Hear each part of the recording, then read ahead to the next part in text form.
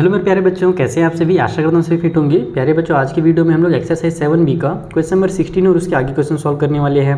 Last video मैंने आपको question number 15 तक डिटेल में सॉल्व करना सिखाया है, तो अगर आपने वो वीडियोस नहीं देखे तो जरूर देख लेना, ताकि आपका पिछला जो कॉन्सेप्ट है ना वो क्लियर हो जाए। जब पहले कॉन्सेप्ट क्लियर रहते हैं तभी आगे क्वेश्चन बनते हैं। तो बाकी जो मैं पिछले वीडियोज़ बना चुका हूँ या जो मैं आगे की वीडियोज़ बनाऊंगा उनका लिंक भी मैं आपको डिस्क्रिप्शन बॉक्स में दे दूँगा। साथ ही इसके जो नोट्स हैं उसके लिए आप हमारा टेलीग्राम चैनल ज्वाइन कर सकते हो और उसका लिंक भी गिवन है डिस्क्रिप्शन बॉक्स में।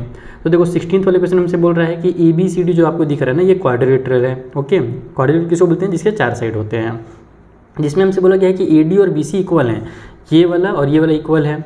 अब बोला जा रहा है कि PQRS, देखो यहाँ पर बीच में पॉइंट दिख रहा है आप लोग को, P यहाँ पर Q, ये रहा R और ये रहा S। ये सब क्या है? मिड पॉइंट्स हैं, AB का, AC का, CD का और BD का। जैसे कि जो P है वो इसका मिड पॉइंट है, जो R है वो CD का मिड पॉइंट है, ये जो Q है ना ये AC का मिड पॉइंट है, जो ये डायगोनल किया हुआ है उसका मिड पॉइंट Q है, और ये S जो है वो इस वाले डायगोनल यानी कि DB का मिड पॉइंट है। ये BD इसको यहाँ पे नाम लिखा हुआ है। हमको ये शो करना है कि जो PQRS पतला सा आपको दिख रहा है अंदर में, वो क्या है? एक रोम्बस है। अब रोम्बस कैसे प्रूव करना है आइए मैं आपको कॉपी में समझा दूँ। तो देखो होता क्या है ना कि जब कभी भी हमारे पास कोई 4 साइड और फिगर दिया हुआ हो, उसको अगर रोम्बस या फिर अपने को कुछ भी अगर प्रूव करना है तो सबसे सिंपल तरीका यही होता है कि आप क्या करो, उसके चारों साइड को इक्वल प्रूव कर दो। क्योंकि हम क्या जानते हैं, चारों साइड किसके इक्वल होते हैं? तो चारों साइड जो होते हैं वो रोम्बस के इक्वल होते हैं। और अगर इसको स्क्वायर प्रूव करना रहता है तो चारों साइड को इक्वल करने के साथ साथ हमको जो एंगल्स बन रहे हैं उनको 90 डिग्री भी प्रूव करना पड़ता है। तो यहाँ पर अपने को 90 वगैरह कुछ नहीं करना है, चारों साइड को केवल इक्वल कर देना है। तो बहुत ही सिंपल है। जैसे देखो हम लोग ट्रायंगल्स पकड़ते जाएंगे। सबसे पहले मैं ABC जो ट्रायंगल इसको पकड़ता हूँ, आप लोग ध्यान दे रखना, इन ट्रायंगल ABC। तो ABC में हमारे पास ये जो साइड AC है उसका मिड पॉइंट Q है, और इस वाले साइड AB का मिड पॉइंट P है। मैं एक बार लिख भी देता हूँ ना, बाकी मैं बार बार नहीं लिखूंगा, एक आध बार लिख लेता हूँ ताकि आपको अच्छे समझ में आ जाए कि Q एंड P R, जो Q है और जो P है वो मिड पॉइंट्स है। क्या है भैया?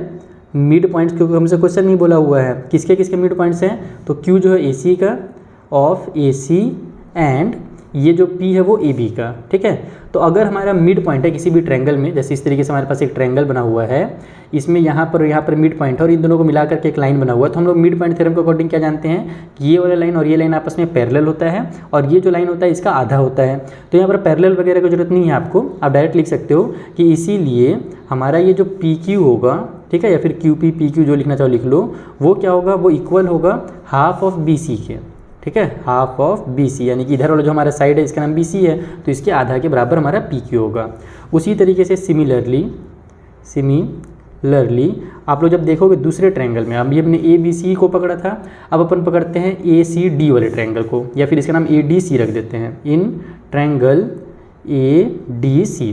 ADC में भी आप लोग देखो ये इस तरीके से बना हुआ है। फिर से आप लोग इस वाले साइड AC को लीजिए, AC में हमारा Q जो है वो मिड पॉइंट है, और DC में हमारा S जो है मिड पॉइंट है।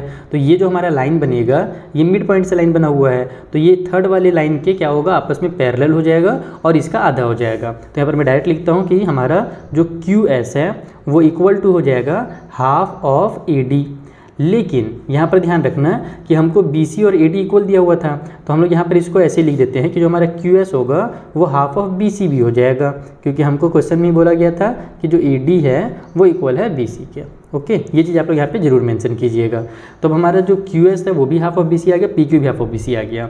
अब दो साइड हमारे और भी बचे हुए हैं, हमने कौन कौन से निकाल लिया? ये वाला निकाल लिया और ये वाला निकाल लिया। अब आप इधर वाला डायगोनल को पकड़िए। तो सबसे पहले मैं कौन सा पकड़ सकता हूँ? BCD, ये जो ट्रायंगल हमारा बन रहा है देखो यहाँ पर BCD, उसमें ये वाला डायगोनल आ रहा है ना, तब मैं यहाँ पे लिखूँगा इन ट्रायंगल BCD।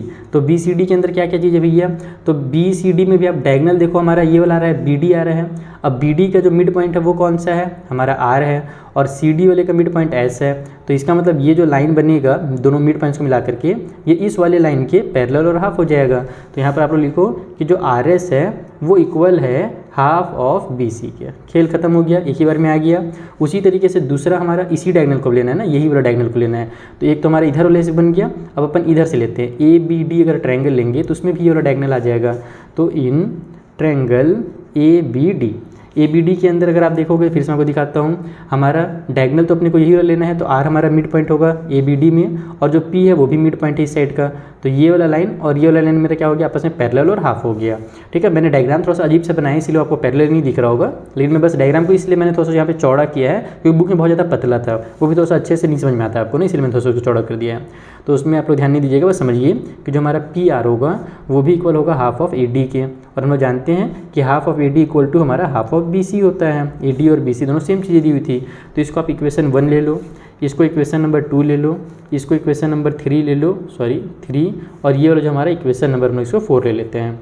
तो इन चारों इक्वेशन से हम लोग को दिख रहा है कि राइट में सभी के हाफ ऑफ BC आया हुआ है, तो राइट वाला अगर इक्वल है तो लेफ्ट वाला भी इक्वल होगा। तो यहाँ पर आप लोग लिखो कि फ्रॉम इक्वेशन नंबर 1, 2, 3 एंड 4, इन चारों इक्वेशन से हमको ये समझ में आ गया कि हमारा जो PQ है वो इक्वल है QS के, और फिर वो इक्वल है हमारे RS के, और फिर वो इक्वल है हमारे PR के, इक्वल टू P और R। तो ये जो चारों साइड्स हमने लिखे हैं, ये कौन से चारों साइड्स है, देखो PQ ये रहा, QS ये रहा, RS ये रहा, और ये PR ये रहा, यानी कि ये चारों साइड्स आपस में इक्वल हैं। तो so it is proved that कि PQRS जो होगा वो एक हमारा रोम्बस होगा, तो इज़ अ रोम्बस। ठीक है, तो इस तरीके से आपको इसको प्रूव करना था, चारों साइड्स को इक्वल कर दीजिए। हाँ, रोम्बस में एक और खासियत होता है कि इसके जो डायगोनल्स होते हैं वो अनइक्वल होते हैं, लेकिन वो यहाँ पर अपने निकालने की जरूरत नहीं है, आप बस इतना भी लिख दोगे तो भी आपका काम हो जाएगा। चलिए 16 थोड़ा क्वेश्चन कंप्लीट होता है, अब आगे बढ़ते हैं, अगला क्वेश्चन 17 थोड़ा बनाते हैं। सो देखो 17 क्वेश्चन में से बोला जा रहा है कि एक सर्कल है हमारे पास, 2 कॉर्ड्स AB और CD intersect at point P। इस सर्कल में जो कॉर्ड्स हैं, एक का नाम AB दिया हुआ और दूसरे का नाम CD दिया हुआ। कॉर्ड्स के बारे में जानते ही हो, कॉर्ड्स होते क्या है कि सर्कल के एक पॉइंट्स को मिलाते हैं दूसरे वाले पॉइंट से, तो ये हमारा AB कॉर्ड है। उसी के इधर BD भी जो है ना, ये भी कॉर्ड कहलाएगा, AC भी जो है कॉर्ड कहलाएगा। ओके, तो ये हमारे कॉर्ड्स हमको दो बोल रहे हैं, AB के बारे में और CD के बारे में, जो P पर इंटरसेक्ट हो रहे हैं। हमको ये प्रूव करना है कि जो हमारा PAC है, PAC ये जो ट्रायंगल है, और PDB यानी कि इधर जो ट्रायंगल बना है, ये दोनों आपस में सिमिलर बनेंगे, ऐसा प्रूव करना है। और दूसरा चीज़ हमारे पास PA multiply PB equal to PC multiply PD होगा, डॉट मतलब मल्टीप्लाई होता है। आइए प्रूव किया जाए। तो देखो इस तरीके से हमको डायग्राम दिया हुआ है, तो सबसे पहले तो हम लोग को साफ साफ दिख रहा है कि ये एंगल और ये एंगल आपस में वर्टिकली अपोजिट एंगल्स हैं, तो ये क्या होंगे, आपस में इक्वल हो जाएंगे। तो इसका नाम मैं रख देता हूँ एंगल APC जो होगा वो इक्वल होगा इस वाले एंगल के, जिसका नाम है BPD, एंगल BPD। और क्यों हो रहा है इक्वल, तो आपस में चूंकि वर्टिकली अपोजिट एंगल्स हैं इसलिए आपस में ये इक्वल होंगे। दूसरा एक चीज़ आपने सर्कल के चैप्टर में पढ़ा होगा कि हमारे पास जो सेम सेगमेंट में एंगल्स बनते हैं वो क्या होते हैं, आपस में इक्वल होते हैं। जैसे कि ये वाला ये एंगल इक्वल होगा, ये एंगल और ये एंगल भी आपस में इक्वल होगा। तो अपन A और D को लिख देते हैं, जैसे कि हमारा जो एंगल CAP है, ठीक है, ये वाला एंगल ये वाला मतलब CAP, और इसी तरीके से BDP यानी कि ये वाला एंगल इक्वल होंगे BDP। और क्यों एंगल हो रहे हैं, तो इसको आप लोग इस तरीके से लिखिएगा कि angles in the same segment. ठीक है, SEGMENT सेगमेंट। और यहाँ पर आप चाहो तो और भी लिख सकते हो कि R इक्वल वो क्या होते हैं, आपस में इक्वल होता है। वैसे इतना लंबा चौड़ा लिखने की जरूरत नहीं पड़ेगी, सेम सेगमेंट भी लिख दोगे तभी चल जाएगा। तो इसका मतलब क्या हुआ कि इन दोनों ट्रायंगल में दो एंगल्स आपस में इक्वल मिल रहे हैं, तो हमारा जो एंगल क्राइटेरियन है उससे क्या हो जाएगा, ये आपस में सिमिलर हो जाएगा। तो इसलिए हमारा PAC जो होगा वो सिमिलर होगा हमारे ट्रायंगल PDB के। और कौन से रूल से हुआ ये भी बता देना, तो एंगल वाले रूल से हुआ, क्राइटेरियन से हुआ है। अब अपन जानते हैं कि दो ट्रायंगल आपस में अगर कॉन्ग्रेंट होते हैं, सिमिलर होते हैं, तो उनके जो साइड्स होते हैं वो सेम रेशियो में होते हैं। जैसे कि हमको क्या करना था, हमको लेकर के आना है PA डॉट PB इक्वल के उस साइड में PC डॉट PD। ठीक है, ये चीज़ों को अपने को लेकर के आना है। तो अपन देखते हैं PA कहाँ पर आ रहा है, PA यहाँ पर आ रहा है, यहाँ पर आप लोग लिखो PA डिवाइड बाई में इधर क्या आ रहा है हमारे पास PD आ रहा है, तो PD लिख दो। इक्वल के उस साइड में हमको चाहिए PB भी चाहिए और PC भी चाहिए। तो PC कहाँ से आएगा, ये पहला वाला लास्ट वाला को मिला करके आएगा, तो यहाँ पर PC लिखो। उसी तरीके से इसका पहला वाला लास्ट वाला को मिलाओगे तो PB भी आ जाएगा, तो यहाँ पे PB लिख दो। अब आप क्या करो, इसको क्रॉस मल्टीप्लाई कर दो, तो ये इधर आ जाएगा, तो PA डॉट PB हो जाएगा ये, यानी मल्टीप्लाई में। उसी तरीके से इधर PC डॉट PD हो जाएगा, और ये हमारा फिर प्रूव हो गया। तो बहुत ही सिंपल सा क्वेश्चन था, बेसिक सा कॉन्सेप्ट अगर आपका क्लियर है तो आपसे ये क्वेश्चन बहुत आसानी से बन जाएगा। चलिए जो अगला क्वेश्चन उसे बनाया। सो नेक्स्ट क्वेश्चन में कहा जा रहा है कि इस बार जो दो कॉर्ड्स हमारे पास, एक का नाम है AB और एक का नाम है CD सर्कल के, वो इंटरसेक्ट कर रहे हैं एक पॉइंट P पर। और ये जो पॉइंट है ये आउटसाइड द सर्कल है, यानी सर्कल के बाहर है। AB को आगे किया गया, CD जो हमारा लाइन था उसको बाहर किया गया, तो दोनों जाकर के P पे मिल गया। हमको यही चीज़ फिर से प्रूव करना है कि जो PAC ट्रायंगल है, देखो ये जो छोटा सा आपको यहाँ पे ट्रायंगल दिख रहा है PAC और PDB यानी कि ये बड़ा वाला ट्रायंगल, यानी कि छोटा वाला और ये कंप्लीट जो हमारा ट्रायंगल है ये दोनों आपस में सिमिलर है, प्रूफ करना है। और जब ये प्रूफ हो जाएगा तो सेकंड वाला तब जानते हो ईजिली प्रूफ हो जाता है। तो देखो यहाँ पर अपने को क्या करना है, सबसे पहले कि हमारे पास अगर इन दोनों को आपस में सिमिलर प्रूफ करना है तो दो एंगल्स आपस में इक्वल होने चाहिए। तो हमारा जो एंगल P है ना, ये वाला जो हमारे पास एंगल बन रहा है ये हमारा एंगल दोनों में बन रहा है, यानी कि हमारा ये APC यानी कि या फिर PAC कह सकते हो, इस वाले ट्रायंगल में भी है, और हमारा जो PDB बड़ा वाला ट्रायंगल उसमें भी है, ये और एंगल P। तो इसको आप लोग डायरेक्ट लिख दो कि हमारा जो एंगल P है दोनों में इक्वल होगा, क्योंकि दोनों में ये कॉमन एंगल है। शॉर्टकट में बस P ही लिखो, इसका नाम ज़्यादा लिखने की जरूरत भी नहीं है। ओके, अब अपन आते हैं दूसरा एंगल कौन सा इक्वल प्रूफ कर सकते हैं। तो सबसे पहले तो आपको समझना कि हमारा जो साइक्लिक क्वाड्रिलेटरल होता है ना, साइक्लिक क्वाड्रिलेटरल किसको बोलते हैं, हमारे पास एक ऐसा क्वाड्रिलेटरल जिसके चारों कॉर्नर्स क्या हों, सर्कल में सटे हुए हों। इसके बारे में मैंने आपको पिछले वाले एक्सरसाइज में बताया था, जहाँ पे कौन साइक्लिक पॉइंट्स के बारे में दिया गया था क्वेश्चन। तो मैंने क्या बताया था कि जो अपोजिट एंगल्स होते हैं साइक्लिक क्वाड्रिलेटरल में वो आपस में सप्लीमेंट्री होते हैं। तो बस अपन यहाँ पर वही वाला जो रूल है उसका यूज़ करने वाले हैं। सबसे पहले हमारा जो एंगल ABD है, ठीक है, हमारा एंगल ABD, उसमें अगर प्लस करेंगे ये वाला एंगल जिसका नाम हम लोग ACD रख सकते हैं, तो दोनों का जो सम होगा 180 डिग्री होगा। और क्यों होगा तो इसका आप रीज़न भी लिख दीजिएगा कि opposite sides of cyclic quadrilateral, ठीक है। यहाँ पर जो साइक्लिक क्वाड्रिलेटरल बन रहा है उसके अपोजिट साइड्स हैं और वो सप्लीमेंट्री होते हैं। टीचर को इतना पता रहता है, तो उसमें आपको बस इतना भी लिख दोगे, सप्लीमेंट्री वगैरह नहीं भी लिखोगे तो भी चलेगा। ओके, ये हमारी इक्वेशन नंबर 1 बन गया। उसके अलावा हमारे पास ये जो लाइन है यहाँ पर, इसमें बाहर भी एंगल बन रहा है और अंदर भी एंगल बन रहा है, और ये हमारा जो था PD एक सीधा लाइन बना हुआ था। तो इसका मतलब ये दोनों एंगल क्या होंगे आपस में, क्या बोलते हैं उसको, लीनियर पेयर होंगे। और लीनियर पेयर भी आपस में क्या होता है, उन दोनों का भी सम जो होता है 180 डिग्री होता है, सप्लीमेंट्री होते हैं। तो इस वाले एंगल का नाम लिख दो आप लोग एंगल PCA, और अंदर जो हमारे पास एंगल बन रहा है ये वाला, इसका नाम फिर से ACD ही लिख दो, एंगल ACD। इन दोनों का जो सम होगा वो भी 180 होगा। क्यों होगा, क्योंकि आपस में ये लीनियर पेयर है। ओके, अब ये हमारे इक्वेशन 1 और 2 हम लोग ले लेते हैं। तो इक्वेशन 1 और 2 से हमको ये समझ में आता है कि अगर राइट वाला अपना आपस में इक्वल है ना, तो लेफ्ट वाला भी इक्वल होगा। तो इक्वेशन 1 एंड इक्वेशन 2 से हम लोग लेफ्ट वाले को आपस में इक्वल कर देते हैं। तो हमारा ABD प्लस में एंगल ACD इक्वल के उस साइड में हमारे पास एंगल PCA और प्लस में फिर से एंगल ACD। तो यहाँ भी ACD यहाँ भी ACD, इन दोनों को उड़ा दो, बचेगा क्या हमारे पास ABD बचेगा, और इधर हमारे पास एंगल PCA बचेगा। अब देखो ये कहाँ कहाँ पर बना है, ABD यानी कि ये वाला एंगल का बात कर रहे हैं अपन, PCA यानी कि इधर बाहर वाले एंगल का बात कर रहे हैं। तो ये जो अंदर वाला एंगल है ये पूरा बड़े वाले ट्रायंगल का है, और ये जो बाहर वाला हमारे पास एंगल है वो अंदर वाले ट्रायंगल का है। और इसीलिए जब हमारे पास दो एंगल्स आपस में इक्वल हो गए, एक तो यहाँ पर हमने किया इक्वल, और दूसरा पहले हमने P वाला को इक्वल बता ही दिया था, कॉमन एंगल जो था। तो इसलिए हम लिखेंगे कि हमारा जो ट्रायंगल PAC है वो क्या है, सिमिलर है हमारे ट्रायंगल PDB के। और आप लोग देख भी सकते हो कि यहाँ पर हमारे पास A वाला एंगल आ रहा है, यहाँ पर हमारे पास D वाला एंगल आ रहा है। मेन हमने किसको किसको एंगल इक्वल किया था, तो B और C को इक्वल किया था। तो B और C दोनों हमारे पास देखो लास्ट में आ रहे हैं। इसका मतलब कि हमने बिल्कुल नाम भी सही लिखा हुआ है, यानी कि इसमें आपको नाम दिमाग लगाने की जरूरत है ही नहीं, क्योंकि क्वेश्चन में तो अपने को नाम पहले से ही दिया हुआ था। तो बस आप लोग इक्वल वगैरह प्रूव करो और आपका आंसर रेडी हो जाएगा, आपको ज़्यादा एक्स्ट्रा इसमें दिमाग लगाने की जरूरत नहीं पड़ेगी। तो पहला चीज़ प्रूव हो गया। सेकंड वाला आप लोग खुद से कीजिएगा। सेकंड वाला जो B वाला है वो मैं आपके लिए होमवर्क छोड़ करके जा रहा हूँ, ठीक है। यानी कि जो आपको दिया हुआ है ना PA PB, जैसे पिछले बार किए थे सेम ऐसे यहाँ पर भी हो जाएगा। चलिए जो अगला क्वेश्चन है 19th वाला, अपन उसे सॉल्व करते हैं। तो देखो जो 19th क्वेश्चन है उसमें हमसे क्या बोल रहा है कि इन अ राइट ट्रायंगल ABC नाम का एक राइट ट्रायंगल है। इसमें हमारे पास राइट एंगल जो बन रहा है वो B पर बन रहा है। D is a point on hypotenuse, D एक पॉइंट हाइपोटेन्यूज में है, और वो इस तरीके से है कि BD परपेंडिकुलर है AC के ऊपर। इस तरीके से आप लोग लाइन देख सकते हो, हमारे पास जो है ना एकदम सीधा लाइन बना हुआ है AC के ऊपर। अब हमसे बोल रहा है कि DP जो है वो भी परपेंडिकुलर है AB के ऊपर। तो DP कौन सा लाइन, ये देखो ये वाला जो लाइन हमारे पास DP है वो AB के ऊपर हमारा परपेंडिकुलर है, और एक लाइन DQ है जो परपेंडिकुलर है हमारे BC के ऊपर यहाँ पर। तो अब देखो ये दोनों चीज़ें प्रूव करनी है। कैसे प्रूव करेंगे, आइए स्टेप बाय स्टेप समझते हैं। तो देखो इस वाले क्वेश्चन को अगर सॉल्व करोगे तो इसके दो मेथड है। पहला मेथड जो हम लोग थ्योरम आपको मैंने पढ़ाया था, पहले वाला वीडियो अगर आपने मेरा देखा होगा जहाँ पर मैंने बेसिक इंट्रोडक्शन कराई थी इस एक्सरसाइज का, तो थ्योरम नंबर 4 जो कि 379 पेज में दिया हुआ है उसमें हमको कुछ चीज़ें बताई गई थी। मैं आपको फिर से रिवाइज करा देता हूँ, अगर आपने वो वीडियो देखा होगा फिर भी आपको याद नहीं आ रहा है, मैं आपको याद दिला देता हूँ कि हमने क्या सीखा था कि जब कभी भी हमारे पास एक राइट ट्रायंगल होता है तो उसमें जहाँ पर भी राइट एंगल बनता है, अगर उससे एक परपेंडिकुलर लाइन हम लोग बनाते हैं जो कि जाकर के हाइपोटेन्यूज के ऊपर पड़े, तो हमारे पास जो दो ट्रायंगल बन जाते हैं ना, ये दोनों ट्रायंगल आपस में क्या होते हैं, सिमिलर होते हैं। और साथ ही ये जो छोटा वाला ट्रायंगल है ये कंप्लीट ट्रायंगल का सिमिलर होगा, और ये वाला भी जो ट्रायंगल है ये भी कंप्लीट ट्रायंगल का सिमिलर होगा। ये चीज़ें मैंने आपको वहाँ पे सिखाया था, ठीक है। इसमें एक छोटा सा ट्रिक छुपा हुआ है, उस ट्रिक को आप लोग याद रखना तो एग्जाम में बहुत ज़्यादा काम आएगा। हम लोग ना ट्रायंगल का नाम लिखने में कई बार गड़बड़ कर देते हैं।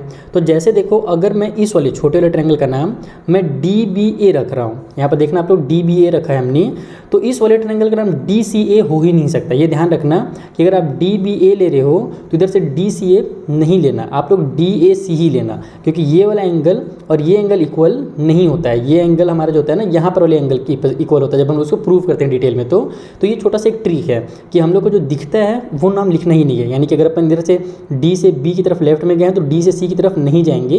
हम लोग अगर DBA नाम रख रहे हैं तो इधर वाले ट्रायंगल का नाम DAC रखेंगे, क्योंकि जब हम लोग इक्वल वगैरह प्रूव करेंगे ना तो हमारा A और B जो होता है वो आपस में इक्वल आता है। तो सेम काम अभी मैं यहाँ पर भी करने वाला हूँ, इसीलिए मैं आपको ये सब चीज़ समझा रहा था। और इसका जो दूसरा मेथड थोड़ा सा लेंदी मेथड है, तो आप लोग इस मेथड को याद रखना तो आपके लिए ज़्यादा बेहतर रहेगा, एग्जाम में आपका टाइम बचेगा। ये स्टेटमेंट आप लोग अपनी लैंग्वेज में बना करके लिख सकते हो। यही जो थ्योरम दिया हुआ है ना, उसको ही मैंने यहाँ पर उतारा है और कुछ नहीं किया है। मैंने देखो यहाँ साइड में लिख भी दिया है कि थ्योरम नंबर 4 है हमारे पास। तो इसका मतलब अब हमको लाना क्या था, DQ लाना था। तो DQ आप लोग देखो कहाँ पर है, तो DQ हमारा यहाँ पर है। तो DQ का स्क्वायर लेकर के आना है, यानी कि जो दो ऐसे ट्रायंगल मैं पकड़ूंगा जिसमें DQ आ रहा हो, तो इधर वाले ट्रायंगल में भी आ रहा है और इधर वाले ट्रायंगल में भी आ रहा है। अब आप लोग देखो कि हमारा ये जो BDC है ये एक राइट ट्रायंगल है। क्यों राइट ट्रायंगल है? क्योंकि हमसे क्वेश्चन में बोला गया था कि ये जो हमारा BD जो लाइन है ना वो परपेंडिकुलर है। वहाँ पे भले डायग्राम में नहीं बनाया हुआ था लेकिन क्वेश्चन में कहा गया था कि BD जो है वो AC के ऊपर परपेंडिकुलर है। तो यहाँ पर मैं लिखूँगा कि BD इज़ या फिर BD परपेंडिकुलर टू हमारा किसके ऊपर भैया, AC के ऊपर। BD is perpendicular to AC। ओहो, मैं क्या लिख रहा हूँ, आराम से एक second. BD is perpendicular to AC। तो इसलिए इन ट्रायंगल, हमारा जो ट्रायंगल बन रहा है BDC, ये क्या होगा, राइट ट्रायंगल बनेगा। ठीक है, इन राइट ट्रायंगल ही लिख देते हैं इसको, बस ट्रायंगल नहीं लिखते हैं। इन राइट ट्रायंगल BDC। तो BDC जो हमारा राइट ट्रायंगल है, इसमें देखो ये यहाँ पे राइट एंगल बन रहा था, तो ये सामने वाला जो होगा हाइपोटेन्यूज होगा, और राइट एंगल से हाइपोटेन्यूज के ऊपर हमारा एक फिर से परपेंडिकुलर लाइन पड़ा हुआ है, जो कि क्वेश्चन में हमसे बोला गया था कि ये जो परपेंडिकुलर है।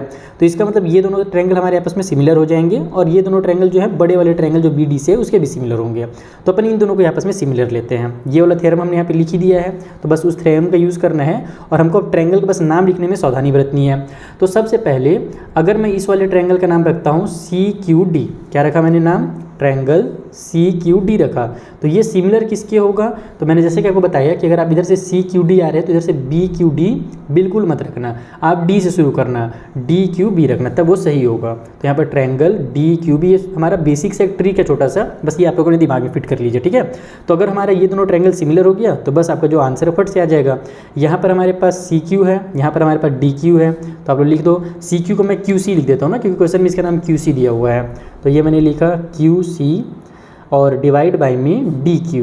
ओके, इक्वल की उस साइड में हो जाएगा। हमको क्या लेकर के आना है, DP लेकर के आना है यहाँ पर से। तो DP कहाँ पर से आ रहा है भैया, एक सेकेंड, DP तो आ ही नहीं रहा है, ये कुछ तो गड़बड़ हो रहा है, लगता है मैंने क्वेश्चन गड़बड़ उतारा है। रुको तो मैं क्वेश्चन देख लेता हूँ। तो नहीं, क्वेश्चन मैंने गड़बड़ नहीं उतारा है, क्वेश्चन सही लिखा है मैंने। अब इसे देखो कैसे प्रूफ करेंगे वो समझना। तो हमने क्या किया, CQ और DQ को डिवाइड किया। अब अपने को एक और DQ चाहिए, तो अपन देखते हैं कि दूसरा DQ कहाँ पर है भैया, यहाँ पर है।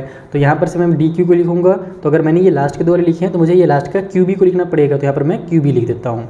अब हम लोग क्या जानते हैं कि हमारे पास ये जो बक्सा आपको अंदर में दिख रहा है, ये वाला जो बॉक्स दिख रहा है, इसमें सभी राइट एंगल बने। ये भी राइट एंगल बना हुआ है, यहाँ पर भी राइट एंगल बोला था, ये भी राइट एंगल बोला था, और ये भी हमारा राइट एंगल है। तो इसका मतलब ये हुआ कि अच्छा हाँ, ये ध्यान रखना कि यहाँ पर हमारा राइट एंगल ऐसे भले दिख रहा है लेकिन वो अंदर में भी राइट एंगल बने, क्योंकि 3 राइट एंगल हैं तो चौथा भी जो होगा राइट एंगल ही होगा। क्योंकि 9 का टेबल अगर 3 टाइम पढ़ते हो तो 27 आता है, यानी 93 या 270 हो जाएगा। तो लास्ट वाला भी हमारा 90 डिग्री का ही होगा। किसी भी क्वाड्रिलेटरल में जो चारों जो एंगल होते हैं उनका सम 360 डिग्री होता है। ठीक है, तो हम लोग इसको डायरेक्ट लिखेंगे कि इन क्वाड्रिलेटरल, जो हमारा क्वाड्रिलेटरल है जिसका नाम हम लोग रख सकते हैं PD, उसके बाद QB। ठीक है, कुछ भी रख सकते हो आप लोग, चारों में से कुछ भी नाम रख लो। तो जो हमारा क्वाड्रिलेटरल PDQB है ना, उसके इन क्वाड्रिलेटरल PDQB एंगल जो हमारा P है वो भी हमारा, या फिर डायरेक्ट आप लोग लिख दो all the angles are 90 degree. सभी एंगल जो है वो 90 डिग्री है। इसका मतलब क्या हुआ कि हमारे पास ये जो PQDB है ये क्या हो जाएगा, आपस में हमारा एक स्क्वायर बन जाएगा।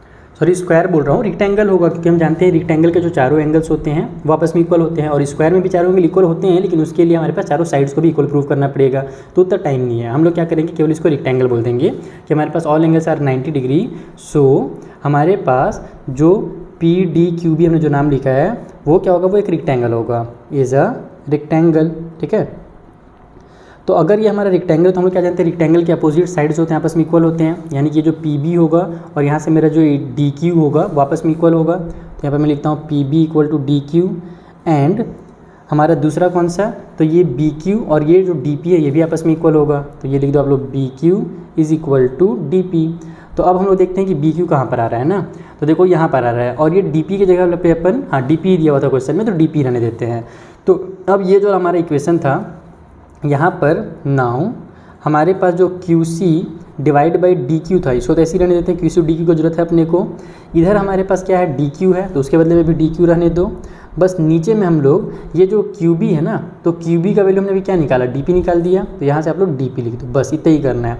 अब क्रॉस मल्टीप्लाई कर दो, तो यहाँ पर इसका जब मल्टीप्लाई होगा, यानी कि हमको लाना क्या था, हाँ मल्टीप्लाई के फॉर्म में लाना था, तो ये हो जाएगा हमारा क्यू सी और मल्टीप्लाई में हमारे पास डी पी हो जाएगा, और इक्वल के साइड में हमारा डी क्यू मल्टीप्लाई होकर के डी क्यू को स्क्वायर आ जाएगा।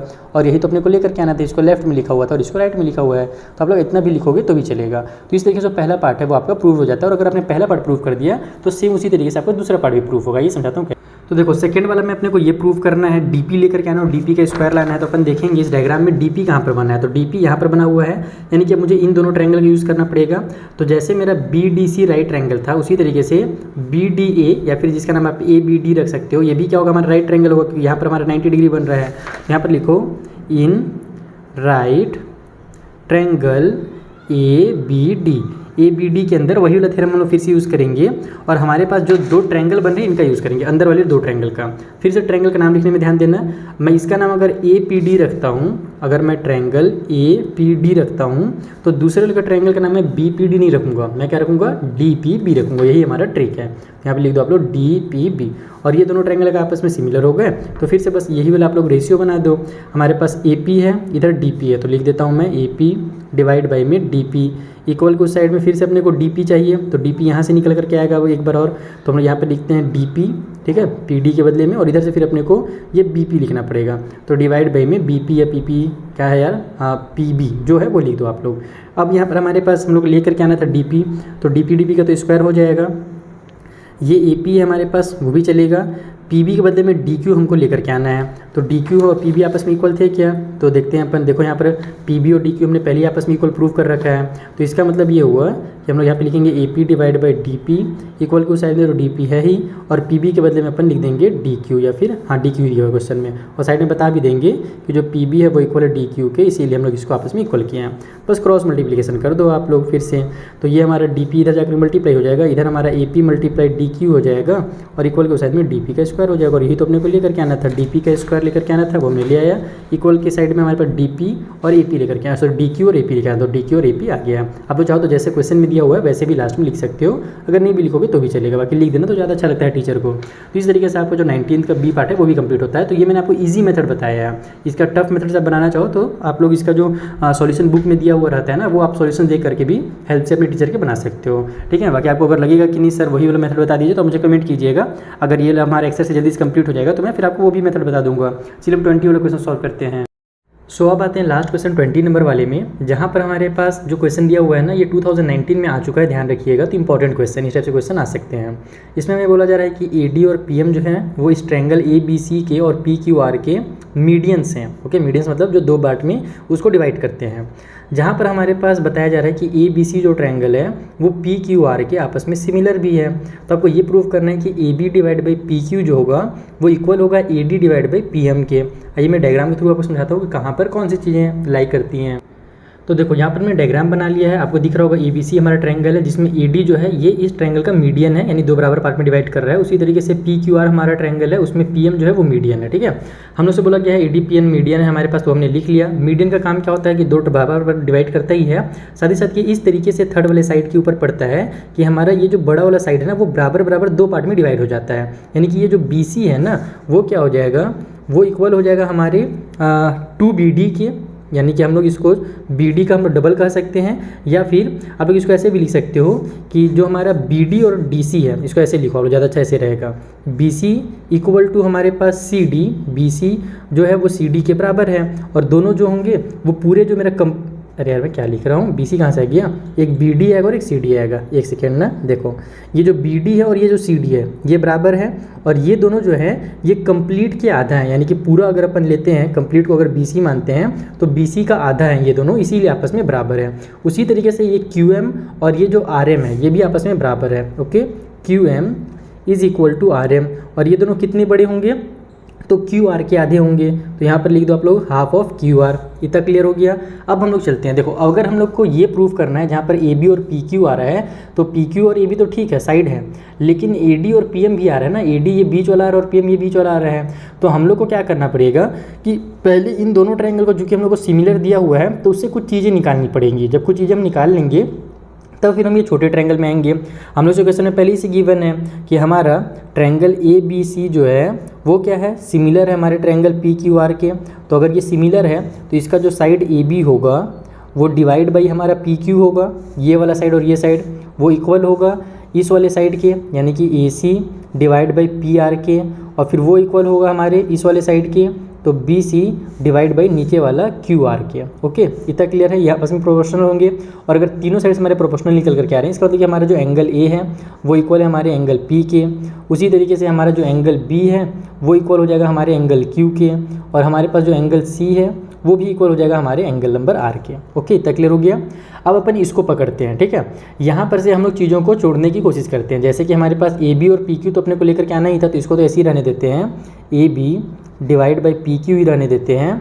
इधर हमारे पास जो बी सी है, ठीक है, बी सी जो था वो क्या था, हमारा बी डी का आधा था, यानी कि अगर मैं बी सी का वैल्यू निकालना चाहूँ तो मैं इस 2 को इधर ट्रांसफ़र करूँगा तो 2BD हो जाएगा। यानी कि जो BC है इसको हम लोग अगर BD के टर्म में कुछ कहना चाहें, BD का इसका नाम रखना चाहें, तो अपन BD का डबल भी कह सकते हैं, यानी कि 2BD जो होगा वो इक्वल टू BC हो जाएगा। यहाँ से 2 को अगर मैं इधर ट्रांसफ़र करता हूँ तो सिंपल लैंग्वेज में तो मैं वही करता हूँ। यहाँ पर जो हमारे पास BC है इस वाले को लेता हूँ और नीचे में जो QR है उसको लेता हूँ, इसका अपने को फिलहाल ज़रूरत नहीं है।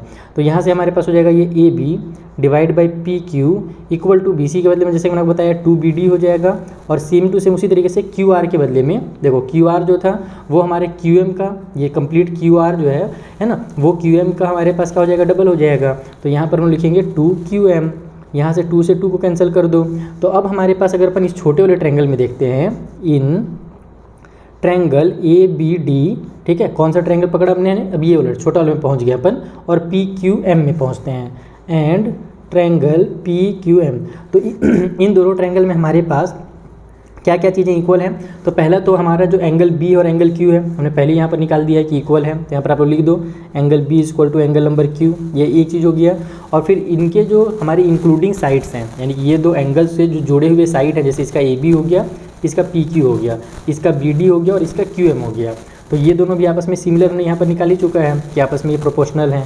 तो लिख दो आप लोग AB divide by PQ is equal to BD divide by QM है। ओके, तो इस तरीके से हमारे पास क्योंकि हमारा साइड भी आपस में प्रोपोर्शनल है और एंगल जो इंक्लूडिंग है वो भी आपस में इक्वल है, तो जो हमारा ट्रायंगल ABD होगा वो सिमिलर हो जाएगा हमारे ट्रायंगल PQM के। और कौन से रूल से हुआ, तो हमारा ये हो जाएगा साइड एंगल साइड वाला रूल से हो गया। ओके, तो अब यहाँ पर अगर दोनों आपस में क्या है, आपस में सिमिलर है, तो इसका AB डिवाइड बाई PQ जो होगा, AB डिवाइड बाई PQ वो इक्वल हो जाएगा हमारे AD डिवाइड बाई PM के। यहाँ शुरू और लास्ट वाला पकड़ो, AD डिवाइड बाई PM को पकड़ लो। बाकी आप इसको भी लिख सकते हो BD डिवाइड बाई QM, लेकिन वो लिखने की जरूरत ही नहीं क्योंकि उसका जरूरत ही था ही नहीं हमको क्वेश्चन में, हमको तो यही प्रूफ करना था। तो इस तरीके से आपको इसको प्रूफ करना था। कितना स्लिम हमारा दिन आराम से बन गया क्वेश्चन। तो बस आप लोग कॉन्सेप्ट क्लियर रखो, और जितने भी मैंने 20 क्वेश्चन आपको कराएं प्रीवियस वीडियोज़ में, सारे क्वेश्चन का एक बार प्रैक्टिस कर लेना। नोट्स आपको मैं टेलीग्राम में दे ही दूंगा, आपसे जो सारे क्वेश्चन है ना वो आराम से बन जाएंगे। कोई भी दिक्कत हो तो कमेंट करके पूछ सकते हो, नहीं तो इंस्टाग्राम का लिंक मैं दे दूंगा, वहाँ पर आप डायरेक्ट पूछ सकते हो। फोटो वगैरह भेज देना अगर कुछ डाउट रहे ना, तो जैसे इस स्टेप में डाउट है तो इसको अंडरलाइन करके भेज देना, तो मुझे ज़्यादा आसानी होता है कि हाँ बच्चे को ये डाउट है तो मैं समझा दूंगा वहाँ पे। ठीक है, चलो बच्चा मिलते हैं हम नेक्स्ट वीडियो में, तब तक के लिए थैंक यू फॉर वॉचिंग।